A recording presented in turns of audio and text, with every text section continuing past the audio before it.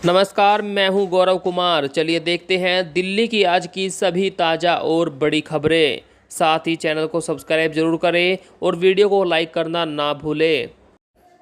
15 अगस्त तक दिल्ली की 5 जगहों पर लहराएंगे हाई मास्ट तिरंगे।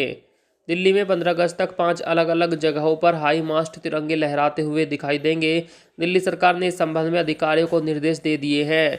केजरीवाल सरकार ने इस साल बजट में शहर के 500 स्थानों पर 100 फीट ऊंचे तिरंगे लगाने का ऐलान किया था। इनमें से 5 तिरंगे इसी स्वतंत्रता दिवस पर स्थापित किए जाएंगे। इन झंडों को नई दिल्ली, पटपड़गंज, सकूर बस्ती, कालकाजी और द्वारका में लगाया जाएगा। दिल्ली में घर खरीदना होगा महंगा, बढ़ने जा रहा है सर्किल रेट। दिल्ली में घर खरीदना महंगा होने वाला है। दिल्ली सरकार जमीनों के सर्किल रेट को रिवाइज करने जा रही है। राजस्व विभाग ने सभी जिलाधिकारियों को प्रस्ताव तैयार करने को कहा है। दिल्ली में सर्किल रेट में पिछले करीब 10 सालों से इजाफा नहीं हुआ। आखिरी बार 2011 में इसमें 250% की बढ़ोतरी हुई थी। पिछले साल कोरोना संकट के चलते सर्विल रेट में 20% की छूट दी थी, जो आने वाले 30 सितंबर तक लागू है। केजरीवाल सरकार ने श्रमिकों को ट्रांसफर की 5,000 रुपये की सहायता राशि। Delhi building and construction workers welfare board ने 47,996 निर्माण श्रमिकों को 5,000 रुपये की राशि ट्रांसफर की है। डिप्टी सीएम ने बचे हुए श्रमिकों को जल्द ही राशि ट्रांसफर करने के निर्देश दिए थे। दिल्ली सरकार ने इस साल पहले ही 2,16,602 मजदूरों को राहत राशि के रूप में 5-5 हज़ार रुपये वितरित किए थे। ये राशि उन मजदूरों को दी गई है जिनके आवेदनों को 28 मई से 18 जुलाई 2021 के बीच स्वीकृत किया गया था। डीटीसी की सभी बसें हुई ओवर एज। दिल्ली परिवहन विभाग डीटीसी की सभी बसें ओवर एज यानी उम्र से ज़्यादा हो गई है। नियमों के मुताबिक लो फ्लोर सीएनजी बसों की अधिकतम संचालन उम्र 12 साल या फिर 7.5 लाख किलोमीटर होती है। वहीं डीटीसी 8 साल के बाद बसों को ओवर एज कैटेगरी में डाल देता है। रिपोर्ट के मुताबिक डीटीसी की सभी 3,760 बसें 8 साल से ज़्यादा पुरानी हो गई है। दिल्ली सरकार द्वारा हाईकोर्ट में दिए गए एक एफिडेविट के मुताबिक राजधानी में अभी 5500 और बसों की ज़रूरत है। 1 अगस्त से खुलेगा दिल्ली जू, ऑनलाइन ही मिलेंगे टिकट। कोरोना काल में पिछले 1.5 साल से बंद दिल्ली जू को 1 अगस्त से दोबारा खोल दिया जाएगा। लोग 1 अगस्त से सुबह 9 से दोपहर 12 बजे और दोपहर 1 से शाम 4 बजे तक चिड़ियाघर में घूम सकेंगे। चिड़ियाघर में घूमने के लिए टिकट सिर्फ ऑनलाइन ही बुक होंगे। विजिटर्स दिल्ली चिड़ियाघर की वेबसाइट पर 31 जुलाई से बुकिंग कर सकेंगे। दिल्ली में क्या है कोरोना की स्थिति, आइए डालते हैं नज़र। दिल्ली में बीते 24 घंटों के भीतर कोरोना के 39 नए मामले सामने आए। एक संक्रमित की मौत हुई और 80 मरीज ठीक हुए। राजधानी में कोरोना के एक्टिव केस की संख्या घटकर 537 हो गई है। इनमें से 162 मरीज होम आइसोलेशन में हैं। पिछले 24 घंटों में यहां कोरोना के 56,435 सैंपल जांचे गए। इस दौरान पॉजिटिविटी रेट 0.07% रहा। दिल्ली के इन इलाकों में पानी की सप्लाई रहेगी बाधित। बाहरी दिल्ली के कुछ इलाकों में 27 जुलाई दोपहर से 28 जुलाई सुबह 6 बजे तक मरम्मत कार्य के चलते पानी की सप्लाई बाधित रहेगी। डीजेबी के मुताबिक नांगलोई, मुंडका, कमरुद्दीन नगर, निहाल विहार, रणहौला, बक्करवाला, जवालापुरी, राजधानी पार्क, फ्रेंड्स एनक्लेव, कविता कॉलोनी, फिश मार्केट, विकास नगर, उत्तम नगर, हस्तसाल, गोपाल नगर, सैनिक एनक्लेव, चावला, बड्डू सराय, दौलतपुर समेत अन्य इलाकों में जलापूर्ति बाधित रहेगी। कोरोना की दूसरी लहर में विधवा हुई 791 औरतें, दिल्ली महिला आयोग ने बताया। महामारी की दूसरी लहर दिल्ली वालों पर कहर बनकर टूटी। दिल्ली महिला आयोग ने कोरोना के कारण अपने पतियों को खोने वाली ऐसी महिलाओं के बारे में जानकारी जुटाई है और इसकी रिपोर्ट सरकार को सौंपी है। आयोग के मुताबिक दिल्ली में ऐसी 791 महिलाएं हैं जो कोरोना महामारी की वजह से विधवा हो गई। महिला आयोग ने इन महिलाओं के बारे में सोशल सर्वे करके विस्तृत रिपोर्ट तैयार की है। हाईवे किनारे नहीं मिलेगी शराब, सुप्रीम कोर्ट ने जारी किया निर्देश। शराब बिक्री पर सुप्रीम कोर्ट ने बड़ा निर्देश जारी किया है।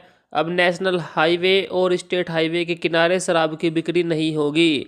सुप्रीम कोर्ट ने सभी राज्यों व केंद्र शासित प्रदेशों को एनएच से 500 मीटर के दायरे में शराब दुकानों को लाइसेंस देने पर रोक लगाने का आदेश दिया। हालांकि कम संख्या के कारण हिमाचल, मेघालय व सिक्किम को इस फैसले से छूट दी गई है। यह फैसला शराब पीकर गाड़ी चलाने के कारण होने वाले हादसों पर लिया गया है। एलएसी पर सेना लगाएगी हाई क्वालिटी सेंसर और कैमरे, चीन पर रखेगी नज़र। गलवान घाटी में हुए विवाद के बाद सेना और सरकार दोनों सतर्क है।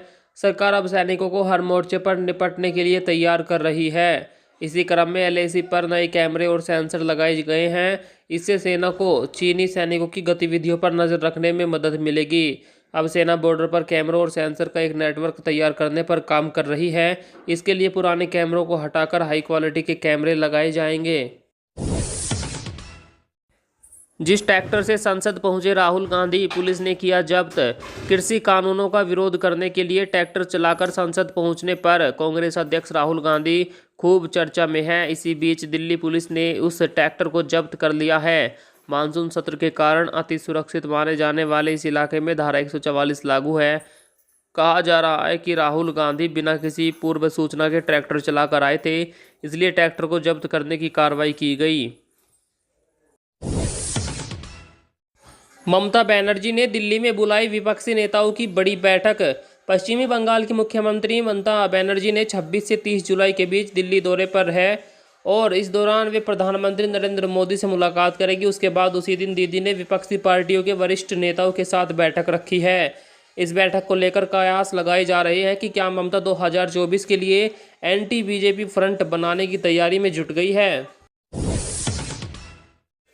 15 अगस्त से लोगों के लिए खुलेगा नोएडा सेक्टर 71 का अंडरपास। 15 अगस्त से नोएडा से ग्रेटर नोएडा और ग्रेटर नोएडा से नोएडा आने जाने वालों को अब ट्रैफिक जाम में नहीं फंसना पड़ेगा। बॉटनिकल गार्डन से लेकर परथला गोल चक्कर तक लोग आराम से फर्राटा भर सकेंगे। जल्द ही सेक्टर 71 का अंडरपास पब्लिक के लिए खोल दिया जाएगा। इसके बाद सेक्टर 71 चौक सिग्नल फ्री हो जाएगा। अभी मेट्रो स्टेशन शुरू होने के बाद से सेक्टर 71 चौक पर ट्रैफिक बहुत ज़्यादा बढ़ गया है। राहुल गांधी बोले, किसानों की आवाज़ को दबा रही है केंद्र सरकार।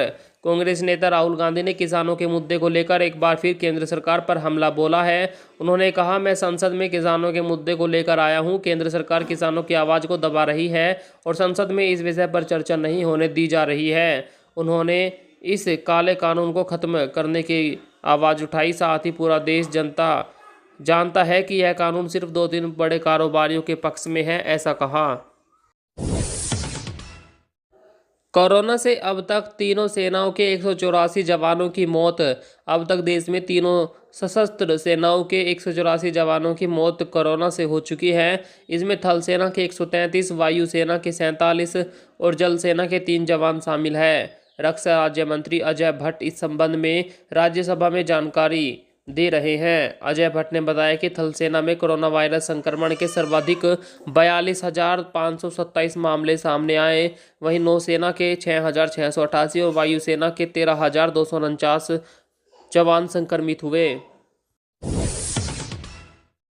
किसान नेता राकेश टिकैत ने दी चेतावनी, कहा लखनऊ को भी दिल्ली बनाया जाएगा। भाजपा के राष्ट्रीय प्रवक्ता राकेश टिकैत ने अब उत्तर प्रदेश के लखनऊ में आंदोलन की चेतावनी दी है। उन्होंने कहा है कि लखनऊ को भी दिल्ली बनाया जाएगा। जिस तरह दिल्ली में चारों तरफ से रास्ते सील है, ऐसे ही लखनऊ में भी सीमाएं सील होगी। हम इसकी तैयारी करेंगे। संयुक्त किसान मोर्चा ने लखनऊ में मिशन उत्तर प्रदेश शुरू करने की घोषणा की है। किसानों को सरकार के खिलाफ लामबंद करने की कोशिश की जाएगी। भूकंप आने से बाधित हुई दिल्ली मेट्रो सेवा। दिल्ली में सुबह भूकंप हल्के झटके महसूस किए गए। डीएमआरसी के मुताबिक सुबह करीब 6:42 पर भूकंप के हल्के झटके की पुष्टि हुई। इसके बाद न सिर्फ ट्रेन की गति को कम किया गया बल्कि उन्हें अगले प्लेटफॉर्म पर रोका भी गया। हालांकि अब सेवाएं सामान्य रूप से चल रही है। बता दें कि आज सुबह से दिल्ली अन्नो कार्ड के तहत मेट्रो अपनी 100% क्षमता के फुल सीटिंग कैपेसिटी के साथ शुरू हुई। हरिद्वार पहुंचे 325 कांवड़ यात्री, जीआरपी शटल बसों से भेजा गया वापस।